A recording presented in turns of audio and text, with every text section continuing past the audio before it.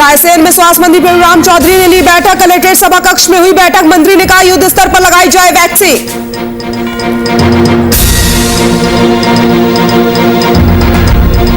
बढ़ती महंगाई के विरोध में यूथ कांग्रेस कार्यकर्ताओं ने किया प्रदर्शन। गैस सिलेंडर की बढ़ती कीमतों को कम करने की गई मांग। बेरोजगारी के मुद्दे पर भी सरकार को घेरा।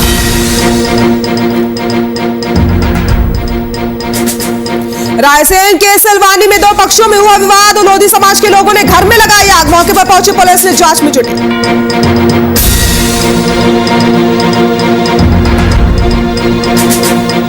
और इंदौर में लगातार बढ़ते अपराध के बाद सीएम शिवराज सिंह चौहान ने अधिकारियों की लगाई क्लास। सीएम की फटकार के बाद जागा पुलिस प्रशासन। बदमाशों को पुलिस ने किया चिन्हित।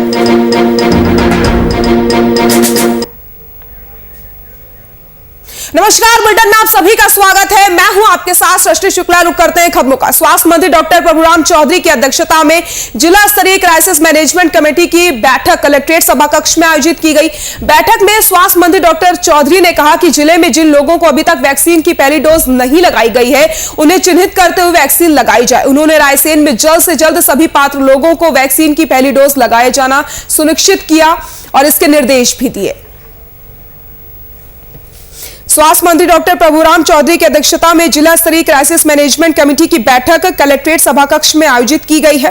बैठक में स्वास्थ्य मंत्री डॉक्टर चौधरी ने कहा कि जिले में जिन लोगों ने अभी तक वैक्सीन की पहली डोज नहीं लगवाई है उन्हें चिन्हित किया जाए और जितनी जल्दी हो सके उन्हें पहली डोज लगवाई जाए। उन्होंने रायसेन में जल्द से जल्द सभी पात्र लोगों को वैक्सीन की पहली डोज लगाया जाना सुनिश्चित करने के निर्देश भी दे दिए हैं।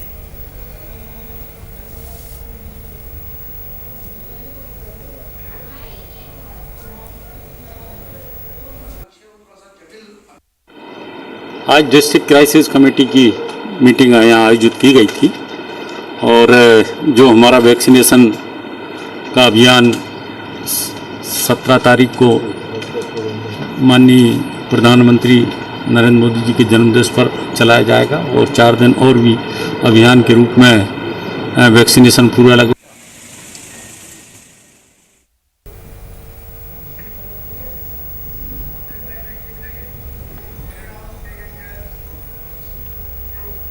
देश भर में बढ़ती महंगाई के विरोध में यूथ कांग्रेस ने मऊ के कोतवाली चौक पर प्रदर्शन किया और गैस सिलेंडर की बढ़ती कीमतों को कम करने की मांग की गई है। कांग्रेस कार्यकर्ताओं का कहना है कि जब से बीजेपी सरकार केंद्र में आई है तभी से महंगाई चरम सीमा पर पहुंच गई है।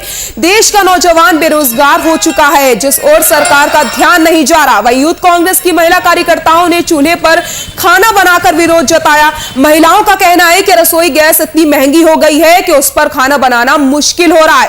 आपको बताते चले कि कांग्रेस कार्यकर्ताओं ने प्रधानमंत्री का सोते हुए पोस्टर भी लगाया जो दर्शाता है कि देश का मुखिया सोया हुआ है, वह किसी की सुनने को तैयार नहीं है। तस्वीरें आप देख सकते हैं किस तरीके से यहां पर बढ़ती हुई महंगाई को लेकर के प्रदर्शन किया जा रहा है, हवन भी किया जा रहा है। महिलाओं ने चूल्हे में खाना बना करके विरोध प्रदर्शन किया है क्योंकि उनका कहना है कि गैस सिलेंडर के दाम लगातार बढ़ते चले जा रहे हैं जिसकी वजह से सिलेंडर लेना मुश्किल हो रहा है, इसलिए चूल्हे में खाना बना करके विरोध प्रदर्शन किया गया है।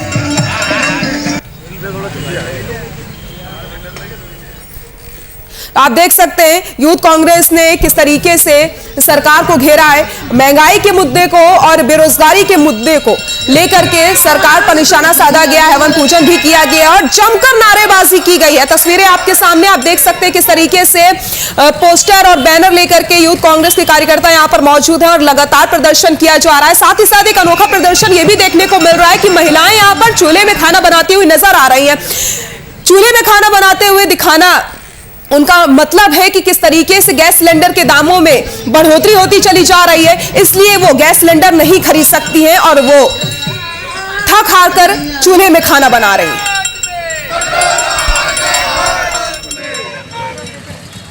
आज महू युवा कांग्रेस विधानसभा एवं महू शहर द्वारा महंगाई को लेकर महू कोतवाली चौक पर धरना प्रदर्शन किया गया, जिसमें बढ़ती हुई गैस टंकी गैस रसोई के विरोध में महिलाओं ने गैस चूल्हे पर गैस टंकी का त्याग करके चूल्हे पर रोटी बनाई एवं कोरोना के इस महामारी में आमदनी 98 और रुपया खर्चा हो गया है।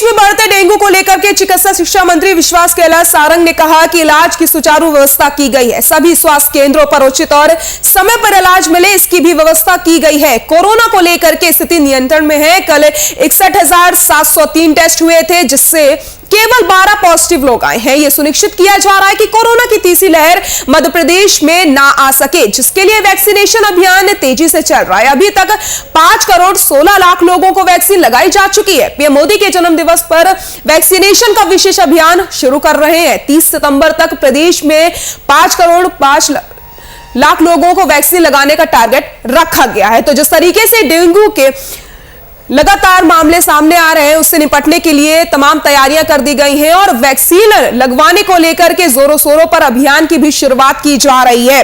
यह सुनिश्चित किया जा रहा है कि ज्यादा से ज्यादा लोगों को वैक्सीन लगवाई जा सके। मध्य प्रदेश में बढ़ते डेंगू को लेकर चिकित्सा शिक्षा मंत्री विश्वास कैलाश सारंग ने कहा है कि इलाज की सुचारू व्यवस्था की गई है। सभी स्वास्थ्य केंद्रों पर उचित और समय पर इलाज सभी को मिलेगा। किसी भी तरीके से लोगों को परेशानी नहीं हो पाएगी। कोरोना को लेकर के स्थिति नियंत्रण में है और कल 61,703 टेस्ट हुए थे, जिसमें से केवल 12 लोग ही पॉजिटिव पाए गए हैं।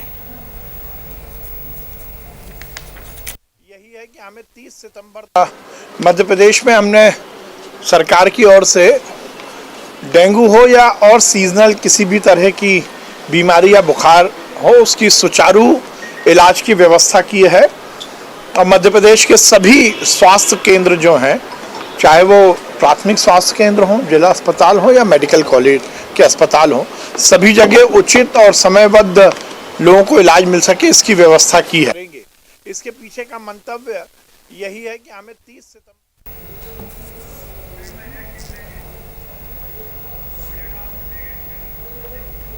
प्रदेश में स्वास्थ्य विभाग भले ही डेंगू से निपटने के लिए लाख दावे कर रहा हो, लेकिन जमीनी हकीकत ठीक इसके विपरीत है।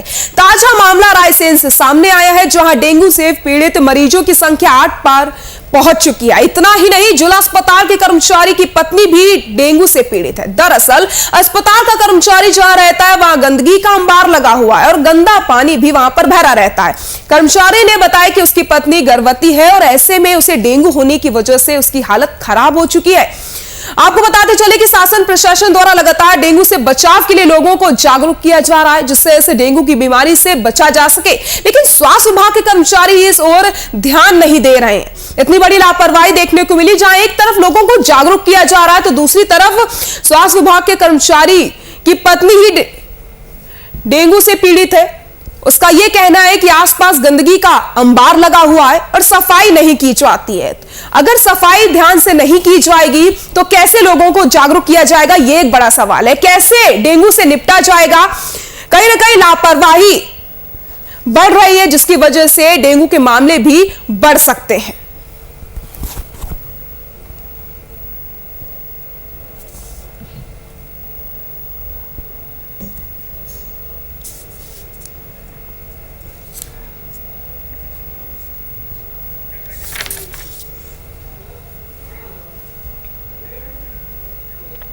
इंदौर में पिछले दिनों कई तरह के छोटे बड़े अपराध देखने को मिल रहे थे, जिसको लेकर के मुख्यमंत्री शिवराज सिंह चौहान ने अधिकारियों को फटकार लगाई और अपराधों को रोकने के लिए उचित दिशा निर्देश भी दिए हैं। जिसके बाद पुलिस ने सक्रियता बढ़ाई और लिस्टेड बदमाशों को चिन्हित करके उनके घरों पर लाल कलर का पत्र चस्पा दिया है।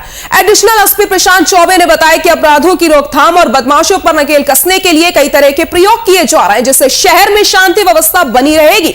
अभी फिलहाल बदमाशों को चिन्हित करके उनके घर के बाहर लाल कलर के नोटिस चिपका दिए गए हैं। इंदौर में लगातार अपराध बढ़ते चले जा रहे थे, तमाम आपराधिक घटनाएं सामने आ रही थी, जिसके बाद मुख्यमंत्री शिवराज सिंह चौहान ने अधिकारियों की क्लास लगाई और जमकर अधिकारियों को फटकार लगाई है। उनका कहना है कि जल्द से जल्द अपराधों में रोक की जाए, जिसके बाद अधिकारियों ने लोगों को चिन्हित किया जो अपराधी है और उनके घर के बाहर नोटिस चिपका दिए हैं। शहर में शांति व्यवस्था बनी रही, इसको लेकर के लगातार काम किए जा रहे हैं। यानी कि मुख्यमंत्री शिवराज सिंह चौहान की डांट का असर कहीं ना कहीं देखने को मिल रहा है।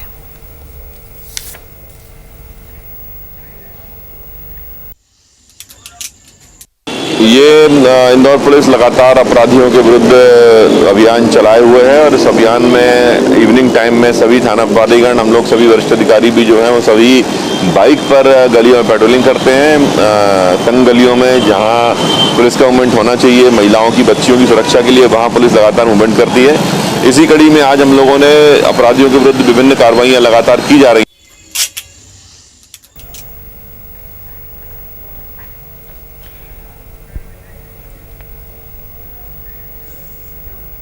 नगरीय विकास और आवास मंत्री भूपेंद्र सिंह ने खुरई के भगवान दास चंदेल वार्ड में 2 करोड़ के विकास कार्यों का भूमि पूजन किया। इस दौरान मंत्री ने कहा कि जितने पट्टे खुरई में साल में बांटे गए हैं उतने पिछले 50 सालों में भी नहीं बांटे गए। इतना ही नहीं, सबसे ज्यादा आवास भी खुरई की जनता को दिए गए हैं।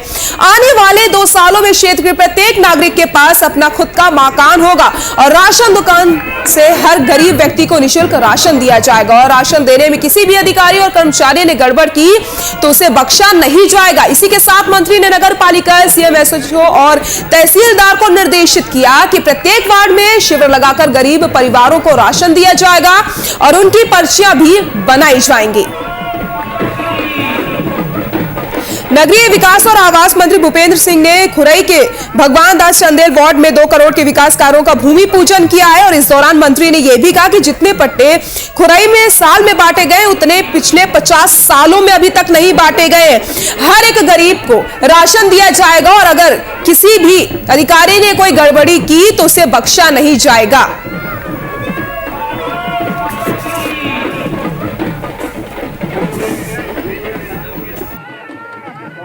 खुरई में जितने बड़े नाले नालियां हैं, ये जितने भी बड़े नाले और नालियां ये सब बन जाएंगे। एक भी नाला नाली नहीं रहेगा।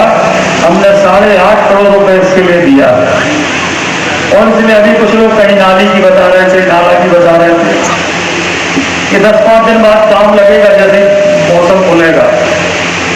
खुरई का एक नाला नहीं बचेगा जो पक्का नहीं बनेगा। एक नाला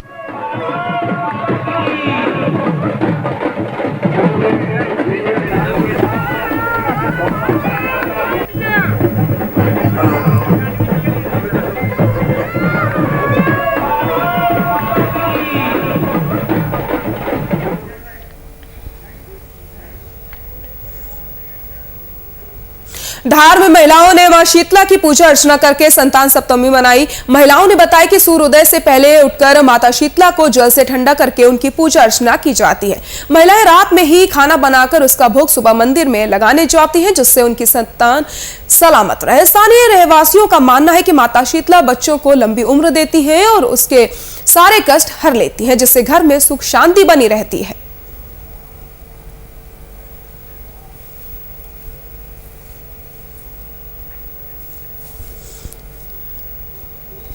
धार में महिलाओं ने मां शीतला की पूजा अर्चना करी है और अपने संतान की लंबी उम्र की कामना भी की है। तस्वीरें आप देख सकते हैं किस तरीके से मां शीतला की पूजा अर्चना करते महिलाएं नजर आ रही होंगी। महिलाओं ने बताया कि सबसे पहले सुबह मां शीतला को ठंडा जल चढ़ाया जाता है और जो मां शीतला का भोग होता है वो रात में ही बना लिया जाता है और उसके बाद सुबह उठ करके मां को भोग अर्पित किया जाता है।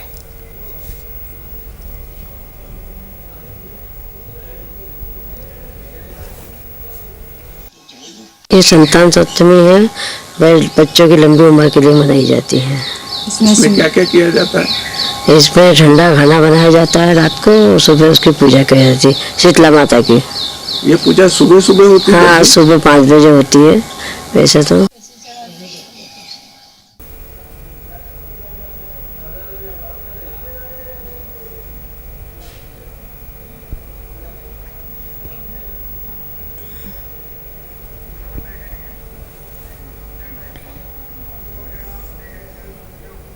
यहां रुकते हैं एक छोटे से ब्रेक के लिए, जल्द हाजिर होते हैं।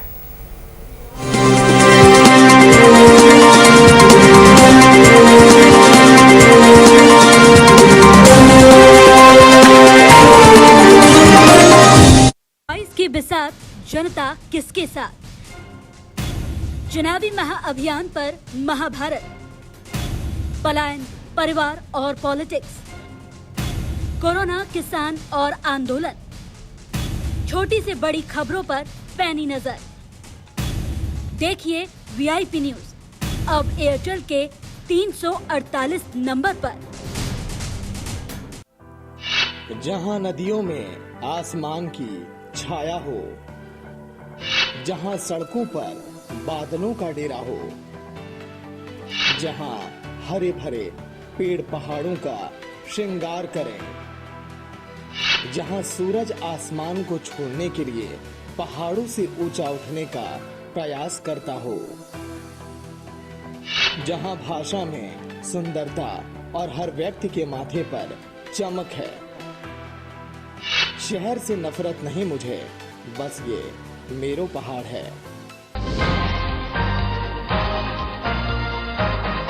हर खबर में राष्ट्रवाद की लहर, सच्चाई और भरोसा हमारा हथियार। पहचान पुरानी, अंदाज तूफानी, नए कलेवर और नए तेवर में।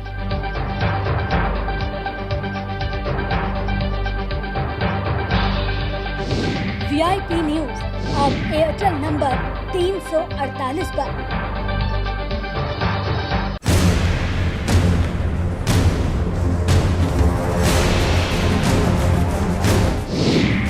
वीआईपी पर खबरें बड़ी और खास होगी।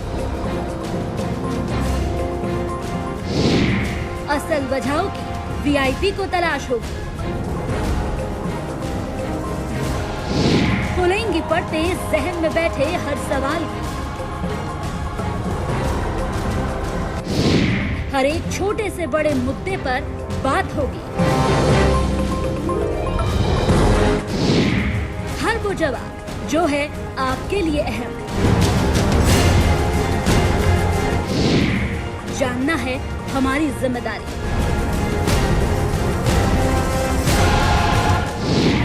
देखिए वीआईपी न्यूज अब एयरटेल नंबर 348 पर, साथ ही YouTube MX प्लेयर पर भी।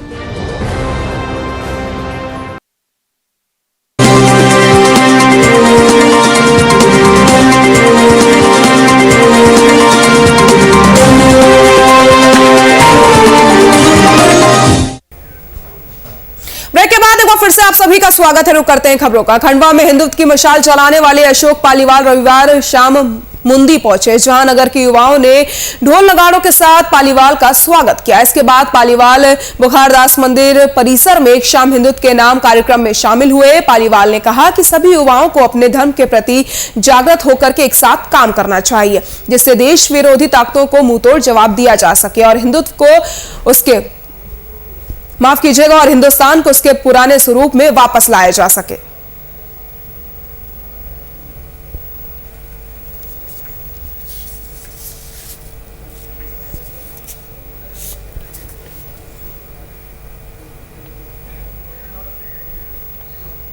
अगली खबर रायसेन के सिलवानी से है, जहां के ग्राम कुंडाली में दो पक्षों में विवाद हो गया। देखते ही देखते ये विवाद इतना बढ़ गया कि नौबत मारपीट से लेकर के आगजनी तक पहुंच गई, जिसमें कई वाहन भी जलकर खाक हो गए। दरअसल साहू समाज का लड़का कुछ दिन पहले लोधी समाज की लड़की को लेकर भाग गया था। इसी को लेकर के ये विवाद हुआ।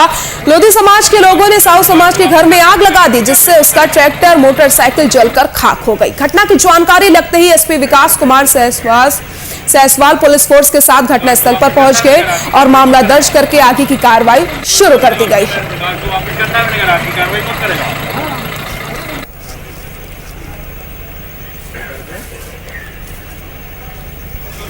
अगली खबर रायसेन के सिलवानी से है, जहां आपको बताते चले ग्राम कुंडाली में दो पक्षों में इतना ज्यादा विवाद हो जाता है कि देखते ही देखते विवाद आगजनी तक पहुंच जाता है और घर में आग लगा दी जाती है, जिसमें ट्रैक्टर के साथ मोटरसाइकिल भी जलकर खाक हो गई है। घटना की जानकारी लगते ही एसपी विकास कुमार सहवाल पुलिस फोर्स के साथ घटनास्थल पर पहुंचे और मामला दर्ज करके आगे की कार्रवाई शुरू कर दी गई है।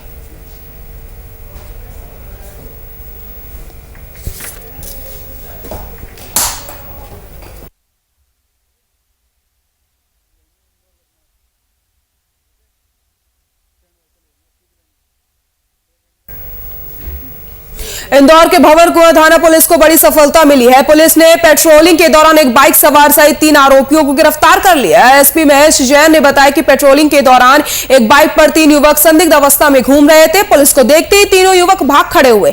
बाइक की तेज रफ्तार होने की वजह से बदमाशों की बाइक गिर गई। इसी दौरान पुलिस ने तीनों को गिरफ्तार कर लिया, जिसके कब्जे से पुलिस को धारदार हथियार सहित एक पिस्टल सहित 2 सोने की चेन बरामद हुई है। पकड़े गए तीनों आरोपियों के नाम राहुल, करण और जीतू बताए जा रहे हैं, जो कि बाणगंगा थाना क्षेत्र के रहने वाले हैं। फिलहाल पुलिस ने तीनों के खिलाफ मामला दर्ज करके पूछताछ शुरू कर दी है।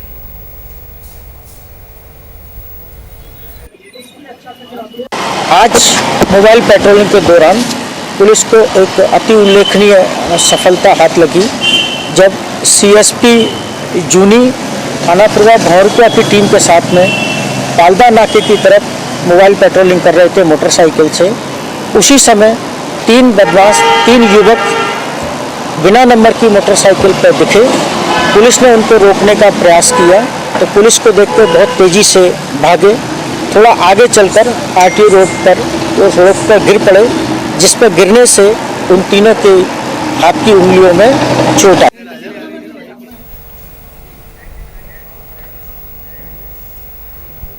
पुनासा तहसील के ग्राम दौलतपुरा में एक बार फिर से अज्ञात लोगों के द्वारा वाहन पर पथराव की घटना सामने आई है। रविवार रात धार से पुनासा की ओर लौट रहे कार सवारों पर अज्ञात हमलावरों ने पथराव कर दिया। हालांकि किसी भी तरह से कार सवार बच जाते हैं। इससे पहले भी अट्टे फाटे पर भारतीय जनता युवा मोर्चा के कार्यकर्ताओं पर भी पथराव की घटना सामने आई थी, जिसमें एक कार्यकर्ता को गंभीर चोट आ गई थी, जिसका इलाज अभी भी जारी है। जिसके बाद पुनासा चौकी में मामला दर्ज किया गया था, लेकिन पुलिस प्रशासन ने फिर इस ओर कोई ध्यान नहीं दिया है।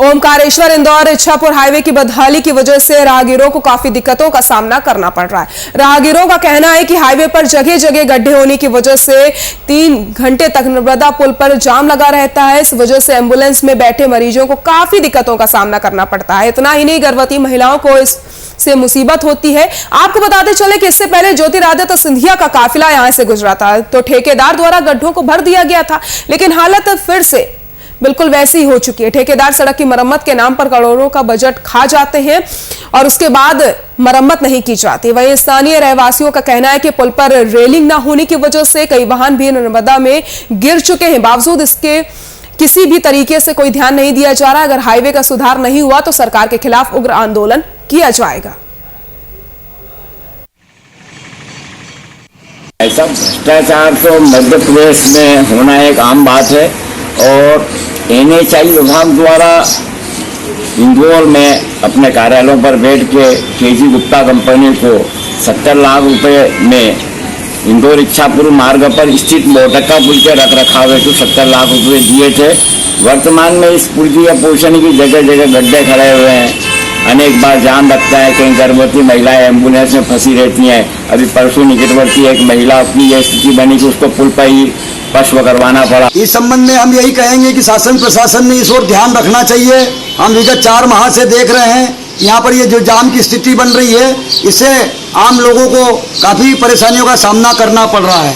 कई गर्भवती महिलाओं को बड़वा प्राथमिक स्वास्थ्य केंद्र ले जाना पड़ता है, तो घंटों गिनती इस जाम में वो महिलाएं प्रसव पीड़ा से फंसी हुई रहती है। इसके बाद कई गंभीर प्रकार की बीमारियों के मरीज भी जिनको इंदौर ले जाना होता है, तो इस जाम के कारण बहुत सारी असुविधाएं हो रही।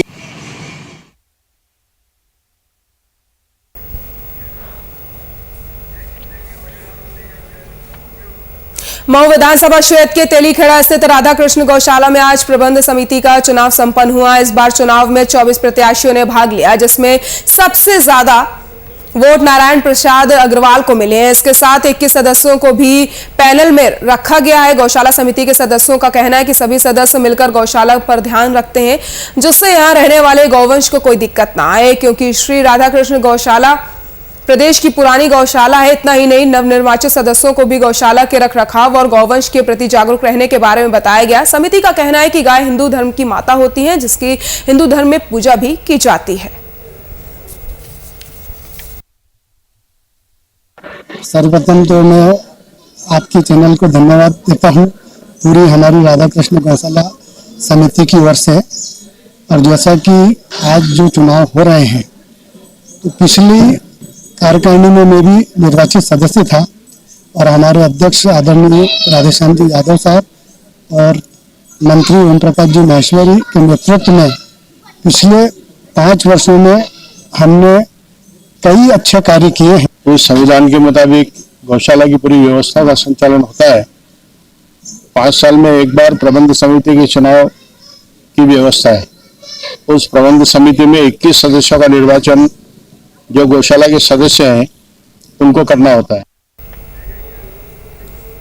इंदौर में बदमाशों के हौसले बुलंद हैं। नशे में धुत बदमाश ने चेकिंग कर रहे पुलिसकर्मियों को चाकू मार दिया, जिससे चेकिंग कर रहे दोनों पुलिसकर्मी गंभीर रूप से घायल हो गए, जिन्हें इलाज के लिए अस्पताल में भर्ती करवाया गया। दरअसल रहुटी फाटे पर रविवार को चेकिंग की जा रही थी, जहां पर बदमाशों ने पुलिस को चाकू मार दी। हेड कांस्टेबल तलाशी ले रहा था, उसमें बैठे बदमाश ने हेड कांस्टेबल पर चाकू से हमला कर दिया। इसे देखकर वहां खड़ा दूसरा जवान भी दौड़कर उसे बचाने के लिए पहुंचा, तो बदमाशों ने उस पर भी हमला कर दिया। फिलहाल दोनों ही पुलिसकर्मियों को चैतराम अस्पताल में इलाज चल रहा है। वहीं इस पूरे मामले पर एएसपी शशिकांत कनकने का कहना है कि अज्ञात हमलावरों के खिलाफ मामला दर्ज किया गया है। दोनों ही बदमाशों की तलाश की जा रही है, जल्द ही दोनों को गिरफ्तार कर लिया जाएगा।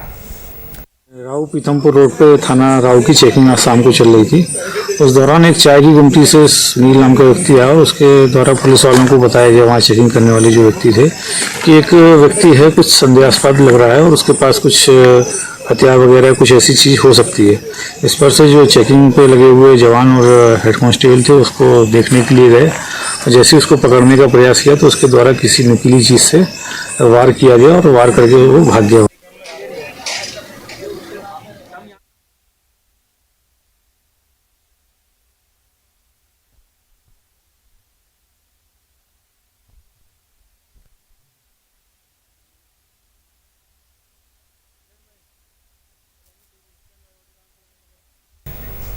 देवास में पिछले दिनों नाबालिग बच्चों से बलात्कार के आरोपी मुस्तफा का मकान तोड़ने की कार्रवाई की गई। इस दौरान पुलिस प्रशासन के साथ साथ नगर निगम की टीम भी मौजूद रही। आपको बताते चले कि बीते 5 दिन पहले आरोपी ने 14 साल की नाबालिग बच्ची को अपनी हवस का शिकार बनाया।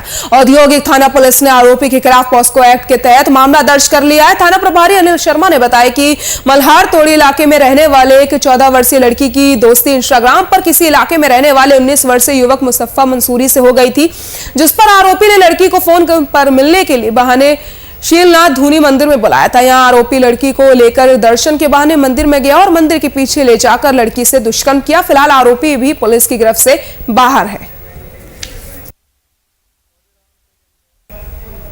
बुलेटिन में फिलहाल के लिए इतना ही। नमस्कार।